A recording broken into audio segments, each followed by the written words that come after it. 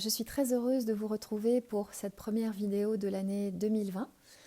Voilà, je vous propose de découvrir une interprétation de la conjonction Saturne-Pluton qui aura lieu le 12 janvier 2020. C'est en astrologie et dans le domaine des événements planétaires à un moment assez solennel parce qu'une telle conjonction n'arrive pas tous les 4 matins.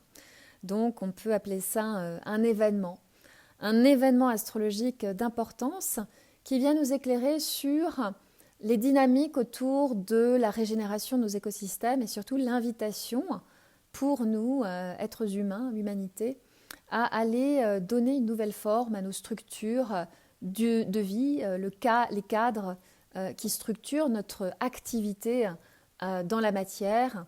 Et donc, nous arrivons à cette fin de cycle où nous sommes dans ce processus de prendre conscience de la fin d'un système qui a fonctionné et qui ne fonctionne plus, et puis d'être face à cet inconnu, à cette nouvelle aventure qui va nous demander, en fait, à tous ensemble, de sortir quelque part de notre zone de confort pour aller construire la nouvelle façon de fonctionner ensemble, de s'organiser. Saturne, c'est aussi l'organisation, la structuration, l'architecture. C'est vraiment ça qui est en jeu. Et puis, pour chacun d'entre nous, individuellement, nous avons dans ce cycle, si nous sommes marqués par Saturne et Pluton notamment, eh bien, la possibilité de planter des graines pour aller œuvrer quelque part à manifester notre puissance personnelle, Pluton étant la puissance. Donc, c'est arrivé et c'est une planète transpersonnelle, donc on a la possibilité dans ce cycle de cheminer toujours plus dans, l'accomplissement de notre pierre philosophale. Il faut savoir que Saturne, c'est la pierre philosophale. Et donc, Saturne-Pluton, c'est incarner la puissance créatrice. Pluton, c'est la guérison, c'est la transformation. C'est donc devenir quelque part, dans son activité, un agent de transformation pour le monde et rentrer dans ce qu'on appelle Saman, c'est-à-dire l'abondance qui découle de la mission accomplie. Voilà donc ce qui s'ouvre pour nous tous, qui cheminons dans la quête de cette expression de notre plus belle version, pour aller accomplir notre mission et entrer dans ce que certains appellent leur légende. 2020, le divin, moi c'est surtout ça que ça m'évoque. Et je vous laisse maintenant écouter le son, le sens de ce chant du ciel, son invitation. Quel est ce train qui s'arrête là à quai? Allons-nous monter dedans? Comment allons-nous monter dedans? Allons-nous monter dedans? Moi j'ai envie de monter dedans, avec vous.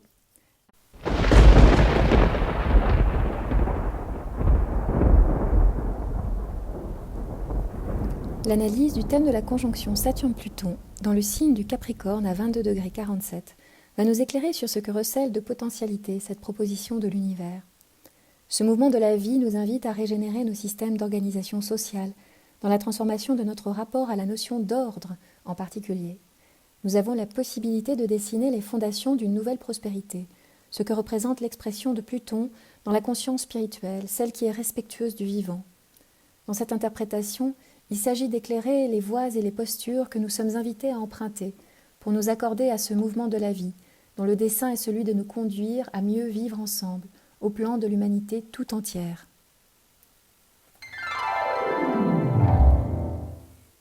Avant de commencer, rappelons le sens d'une conjonction dans la dynamique d'un cycle planétaire.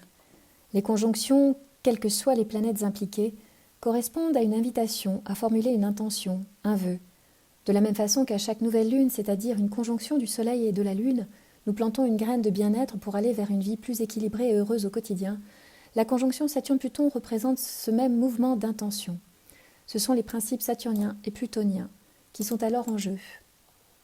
L'énergie est neutre et il n'y a ni bien ni mal dans une énergie planétaire. C'est l'homme qui, impulsé à l'action par ce mouvement de la vibration, crée pour lui-même le malheur ou le bonheur. Ce sont ces expériences qui sont pour lui des leçons de vie.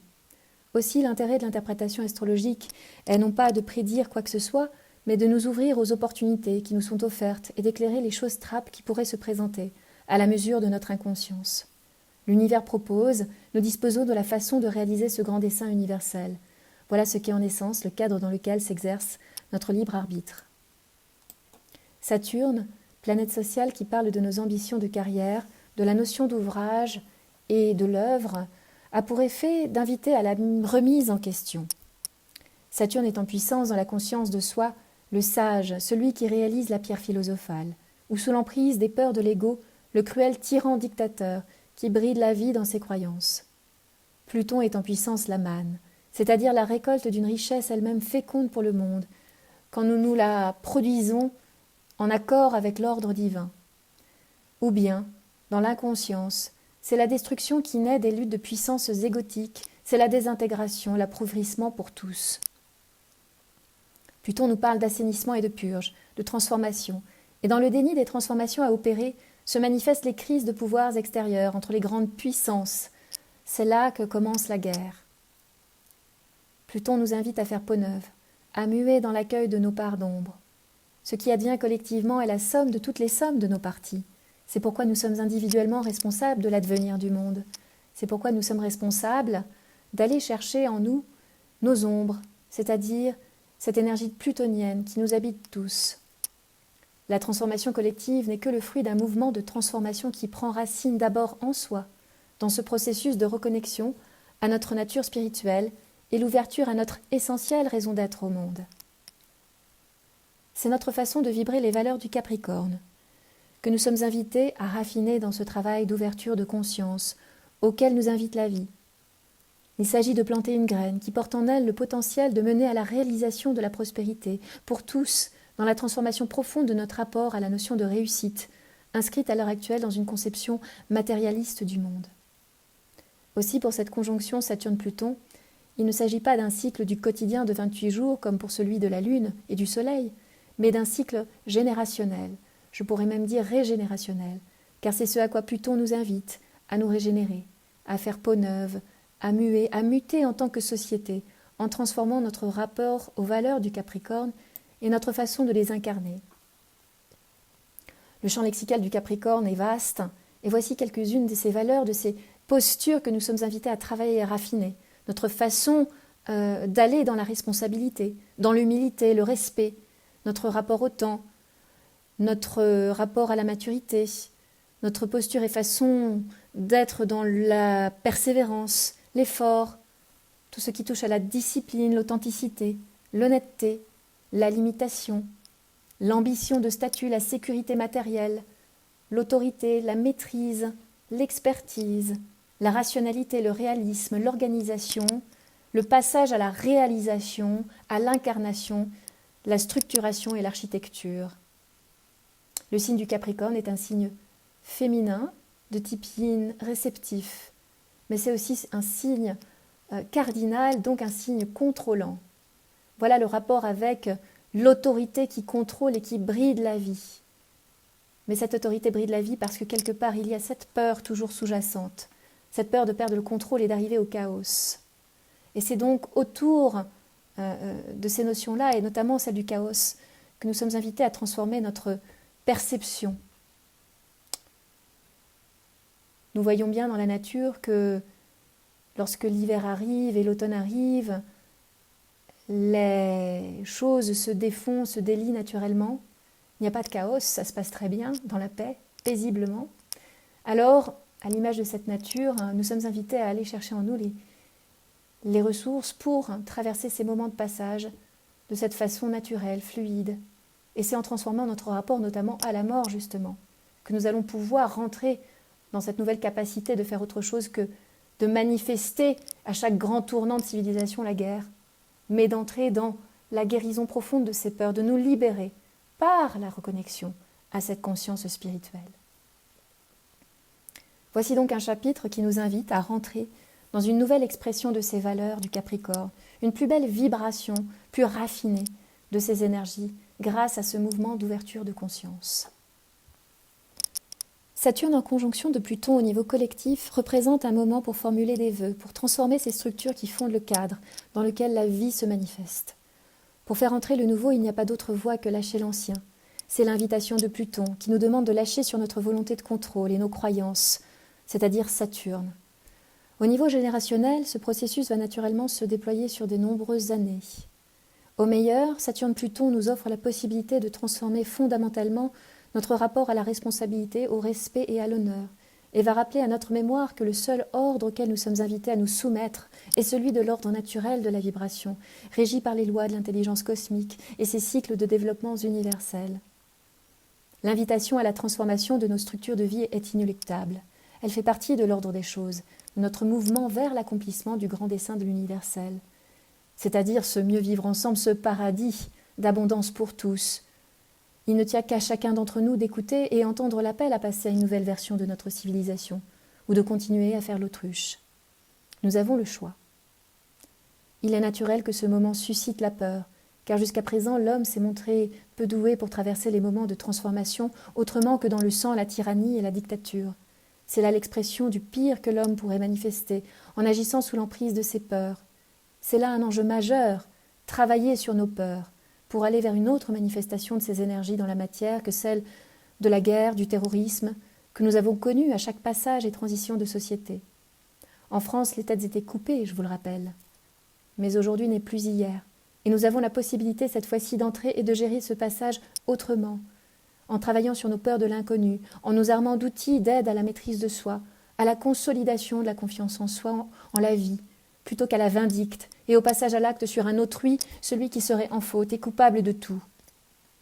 Dans cette compréhension que nous pouvons poser sur les événements, nous est offert la possibilité de prendre d'autres voies, les voies de résolution paisibles, naturelles, respectueuses du vivant, qui nous réuniraient plutôt qu'elles nous désunissent, que ce soit dans notre pays ou dans notre rapport avec le reste du monde. Nous sommes dans le même bateau. Le nouvel ordre sur lequel organiser notre nouveau régime de vie n'est en réalité que l'ordre qui règne dans le vivant depuis toujours, que l'homme s'est échiné à dénigrer, dans ses velléités de toute puissance ou tout simplement dans son ignorance. Dans ce sens, nous pourrions dire qu'il n'y a pas de nouveau paradigme. Il y a juste l'homme qui, finalement, finit par entendre raison, qui entend la vérité universelle, qui est celle qui régit l'ordre dans la matière sur terre. Il n'y a que ce qui y est déjà et que nous découvrons ou redécouvrons dans ce mouvement d'ouverture de conscience. Car en effet, nous n'avons pas toujours été déconnectés de notre nature profonde, notre nature divine. Ce qui pourrait être nouveau, c'est reconnaître que nous nous sommes égarés. C'est cela, faire preuve d'honnêteté intellectuelle. C'est peut-être cela le nouveau paradigme dont tout le monde parle. Enfin, justement, personne n'en parle beaucoup, mais c'est devenir capable d'honnêteté. Autrement dit, cesser de faire régner un ordre imposteur qui conduit à la destruction du vivant. C'est en s'autorisant à reconnecter le son, le sens et le rythme de cet ordre universel que nous pouvons introduire de nouveaux repères pour nous guider et nous aider à manifester une autre forme de structure de vivre ensemble, dans laquelle notre travail, notre métier découlerait naturellement de ce que nous sommes authentiquement, de notre vérité profonde, de notre essence et non de ce que la société impose dans ses peurs, ses croyances, ses conditionnements, autour de la notion de réussite sociale, celle qui est aujourd'hui exprimée par la balance commerciale, celle qui correspond à la bonne carrière, celle qui n'a d'autre vocation que faire tourner la machine de la consommation. Mais nous sommes repus, écœurés. C'est la crise de foi, dans tous les sens du terme.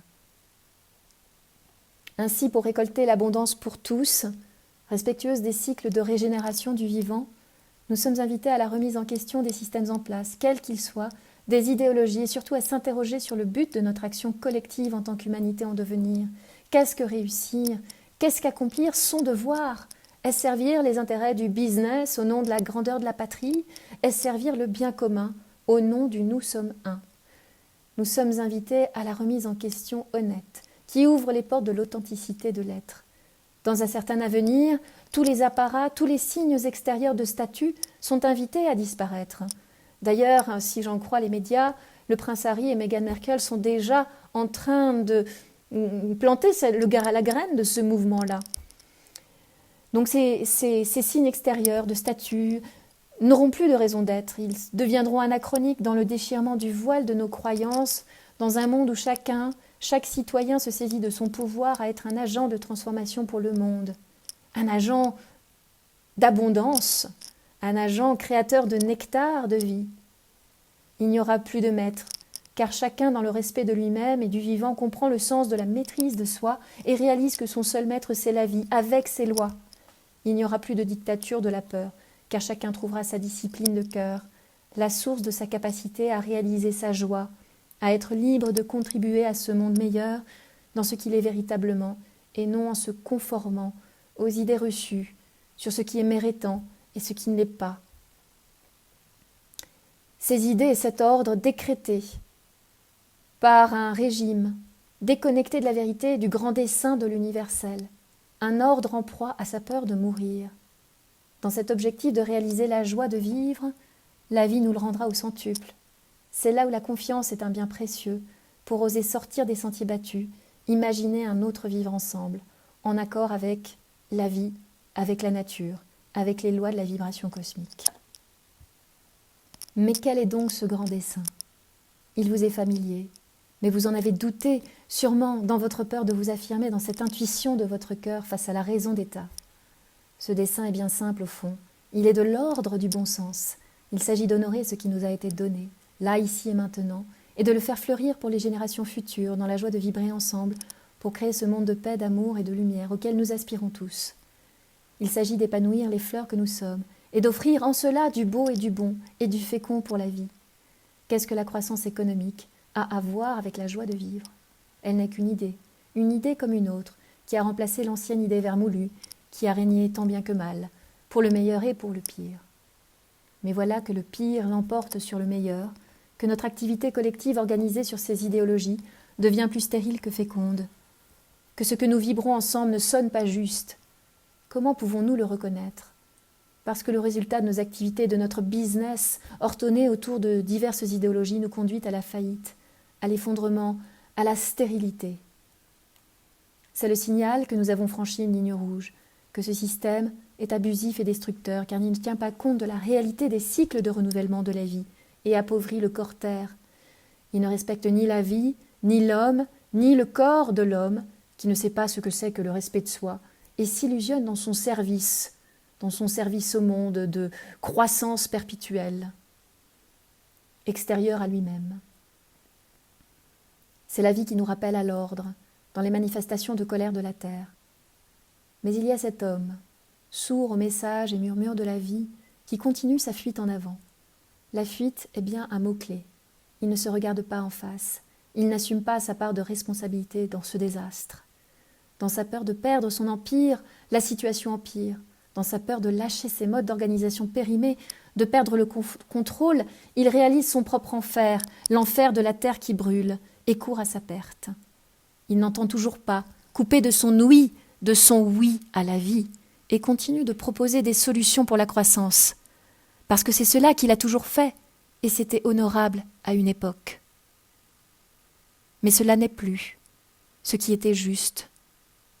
Aujourd'hui, il nous faut trouver une nouvelle voie. Qu'elle soit verte, jaune, orange ou rouge, nous sommes maintenant invités à passer à la croissance spirituelle, à la croissance de l'intérieur et la décroissance de l'extérieur. C'est la traversée du désert qui nous attend quand nous aurons brûlé toutes les forêts, tous ensemble quand il faudra s'armer de courage pour faire face à la désolation et réparer le jouet que nous avons cassé dans notre inconscience. Alors nous n'aurons plus que nos yeux pour pleurer ce que nous avions de si beau et de bon et que nous avons détruit. Voilà, nous flirtons de près avec ce scénario, mais nous pouvons aussi imaginer le meilleur et mettre toute notre énergie à le réaliser. Entre parenthèses, je ne parlais pas de conquérir Vénus ou Mars, qui est le plan d'un égo mégalomane traumatisé. Fermez la parenthèse. La vie ne nous présente jamais aucun défi que nous ne puissions relever. Seulement nous sommes invités à accepter d'entrer dans cet inconnu. C'est seulement de l'inconnu que pourront naître les nouvelles structures propices à la conservation, la préservation de la vitalité de notre terre d'accueil. Transformer notre volonté de contrôle et de domination sur la terre pour devenir les gardiens de cette vie, les gardiens qui permettent d'offrir des conditions et des cadres pour faire fructifier et aller produire le nectar. Et oui, les abeilles, ces busy bees, ce business des abeilles, elles produisent du nectar, elles, et nous, que produisons-nous ? Ainsi, c'est à cette condition que nous conserverons notre propre vitalité. entrer dans cet inconnu qui gagne à être connu. C'est le pas sage qui nous fera entrer dans un plan supérieur d'expression de notre civilisation, celle qui viendra manifester l'abondance pour tous, dans le respect du vivant. Et dès à présent, dans l'ici et maintenant, nous sommes les pensées semences pour faire fleurir demain. Ce n'est que le début, je vous l'accorde, mais quelle aventure humaine nous allons vivre. Alors je me réjouis. J'ai confiance en moi, en nous, en la vie.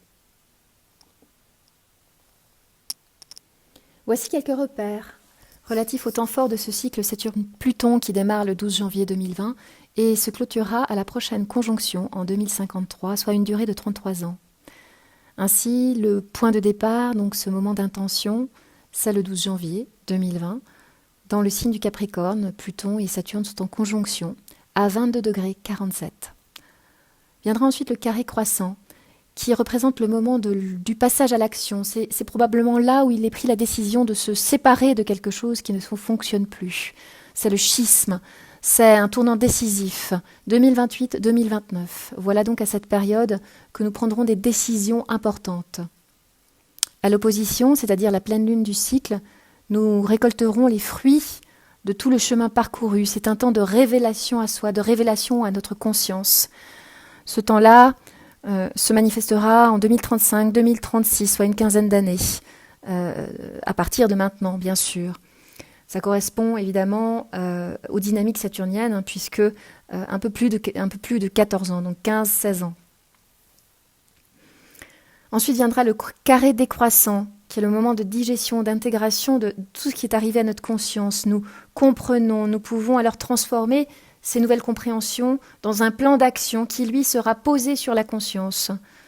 Voilà, et ça, c'est le fruit, le moment d'agir, mais avec cette nouvelle conscience. 2044.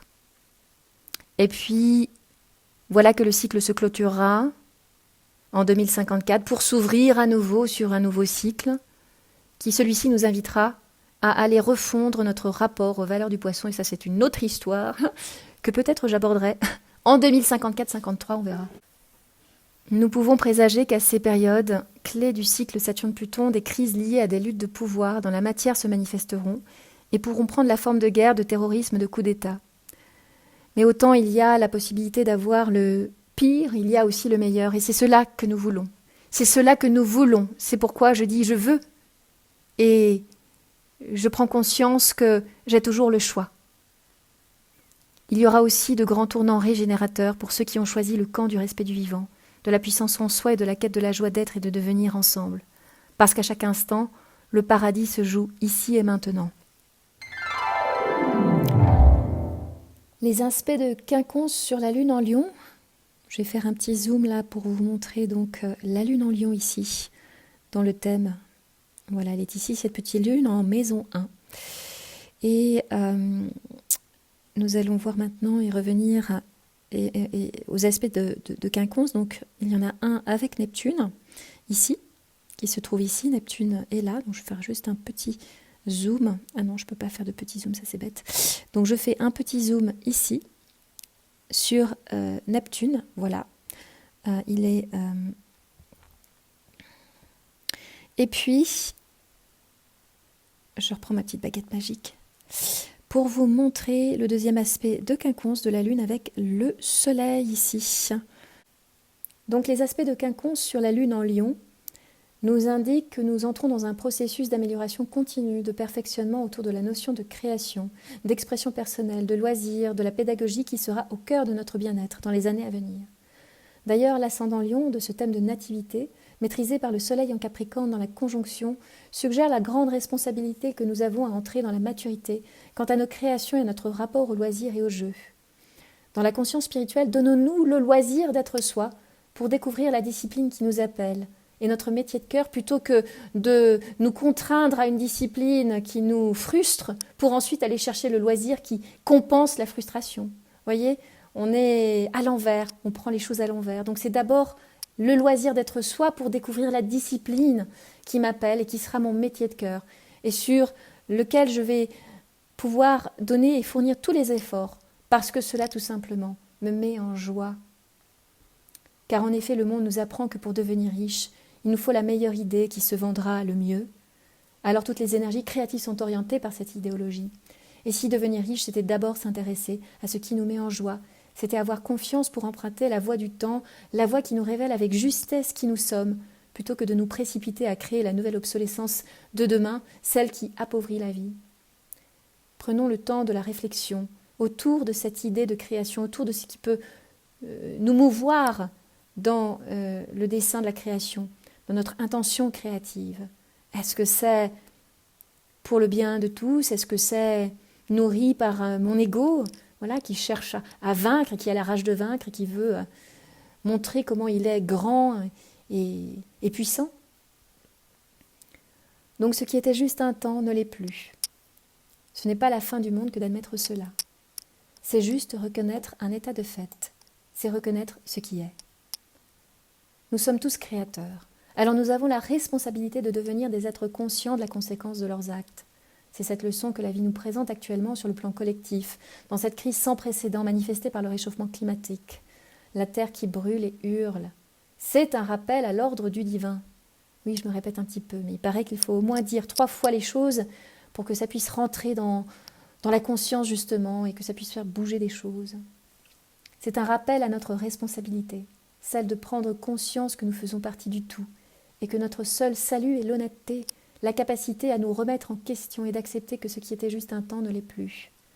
Que notre seul travail véritablement est de tirer les leçons d'une expérience, d'une épreuve, pour nous donner la possibilité, confrontée à une situation similaire, de l'aborder avec une plus grande compréhension, celle qui ne conduira pas à la répétition d'un même schéma créateur de malheur. Nous pouvons là regarder les anciennes guerres mondiales et voir cela comme des répétitions parce que nous n'avons pas compris la leçon. Alors se défaire de la répétition, c'est connecter le juste son de la vie. Ainsi, de la même façon que l'homme grandit à travers les épreuves et qu'elles ont pour seule raison d'être de l'amener à grandir en conscience de soi pour qu'il devienne sa plus belle version de lui-même, sa plus belle musique pour le bien de tous, les mouvements civilisationnels de l'humanité sont régis par les mêmes principes, ils découlent de ce mouvement individuel. Du microcosme au macrocosme, tout fonctionne sur les mêmes archétypes cycliques. Nous sommes les cellules du corps humanité. Alors pour l'humanité, voilà maintenant une chance, une possibilité de faire le point pour démarrer un nouveau cycle de croissance différemment, qui nous libérera de la répétition des schémas, fondés sur la peur de perdre sa place de puissance mondiale, de dominer le monde, parce que derrière il y a eu l'anéantissement, derrière il y a eu depuis la nuit des temps ces ravages faits par la guerre. Alors il y a la peur. C'est pourtant cette peur qui conduit invariablement à la guerre, à la tyrannie, à la dictature. Mais il y a une autre façon peut-être d'appréhender et d'aborder ce mouvement. Dans ce mouvement de conscience, nous pouvons aussi l'appréhender comme une chance extraordinaire de participer à une aventure collective, phénoménale, unique en son genre. Car dans notre propre transformation, nous devenons les agents de guérison pour le monde. Nous pouvons l'observer, le vivre en conscience, c'est cela qui est extraordinaire. C'est reconnaître le miracle de la vie. Et cela, c'est possible quand nous développons notre perception justement de ce qui vient ordonner le monde. C'est ça les synchronicités, c'est ça être dans la perception des synchronicités. Alors dans cette pleine conscience, eh bien nous avons la chance inouïe, une chance inouïe pour nous de semer et d'ensemencer la vie autrement, d'une façon qui fera refleurir demain. Voilà ainsi ce que pourrait être notre réussite à tous, c'est la réussite de ce chemin d'ouverture de pleine conscience, de but de conscience de soi, pour que le monde devienne meilleur, parce que nous devenons meilleurs en nous-mêmes. Par-delà nos frontières, nous sommes un. Désertons les camps de travail à la chaîne. Résilions les contrats d'infantilisation pour entrer dans la résilience. Battons en retraite et apprenons à jouer au jeu de la vibration, en respectant les règles du jeu, ce sera toujours pour le meilleur. En ignorant ces règles, en les bafouant par inconscience ou à dessein, nous nous exposons au revers de bâton, la fameuse loi du karma, la loi de cause à effet. Chirac disait « ça m'en touche une sans bouger l'autre ». Eh bien le karma c'est un peu l'inverse, ça en touche une et un jour l'autre bougera, parce que c'est la loi. Ce que je sème, je récolte. Et si je sème mal par ignorance, et que je récolte la peine, la désolation et l'appauvrissement, Il est de ma responsabilité de modifier quelque chose dans ma recette, dans mon comportement, d'essayer de comprendre ce qui ne tourne pas rond, Saturne pas rond là-dedans, de remettre ma recette en question pour progresser vers une récolte meilleure, meilleure pour ma santé, meilleure pour la santé de tous. Pourquoi est-ce si difficile de reconnaître que quelque chose ne marche plus? Que va-t-il se passer? Vos têtes vont être coupées, vous allez être limogé de vos fonctions de grand Manitou qui devait tout savoir ou savoir tout. Vous allez perdre votre empire qui vous pompe l'aile de toute façon. Vous allez mourir de honte, vous sentir coupable de défaillir, de déshonorer votre héritier, votre héritage. Tout cela n'existe pas en réalité. La vie ne juge pas. Elle enseigne et en plus elle est toujours juste avec ses étudiants. En réalité, vous n'allez pas mourir de reconnaître ce qui est. Vous allez au contraire reconnecter votre sagesse et votre grandeur d'âme et ouvrir une porte à la circulation de l'énergie de vie, à votre véritable puissance créatrice. En reconnaissant votre défaillance, vous devenez humain avec un grand H et vous protégez votre intégrité. Nous protégeons notre intégrité à tous. C'est cela l'honorabilité spirituelle, c'est cela l'humilité, c'est cela servir la vie. Nous pouvons, chacun d'entre nous, la servir avec notre habit, peu importe notre place, notre vocation. Tout est dans l'état d'esprit, non dans un statut social, un grade de fonctionnaire, un diplôme. Si par le passé, dans le choix de l'intégrité d'âme et de cœur, nous avons été abandonnés de l'amour du Père, de la patrie, de nos pères, pour finir dans la misère et la déchéance de nationalité, par exemple, déshérités, bannis, exilés, et même parfois tués parce que nous avions choisi d'être fidèles à nous-mêmes, plutôt qu'à une idée ou une croyance.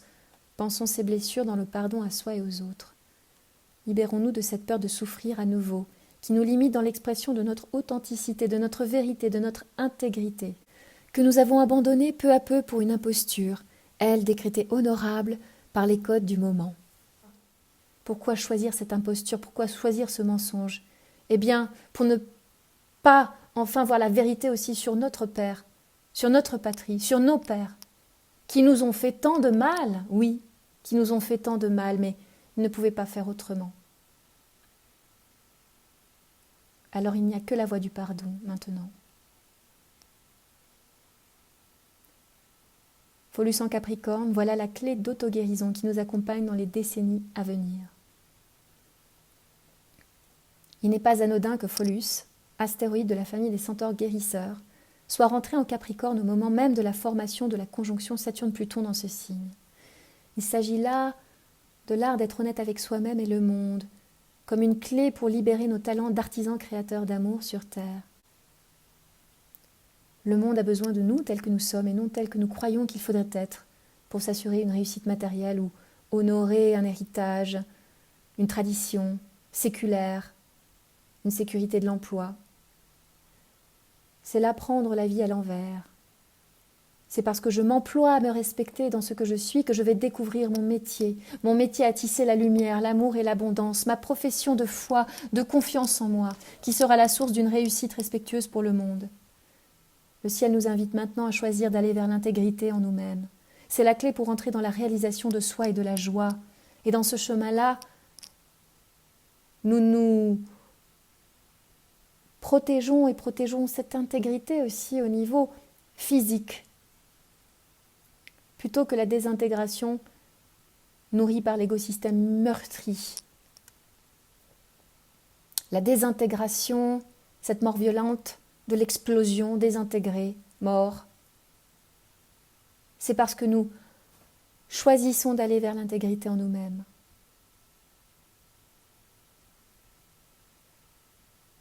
Que nous protégeons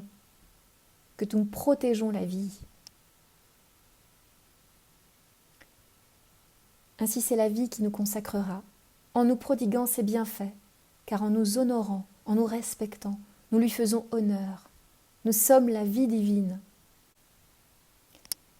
Je nous souhaite à tous que 2020 soit l'année où chacun puisse formuler ce vœu de s'accomplir dans la reconnexion à son essence divine, au divin en soi, au divin de la vie.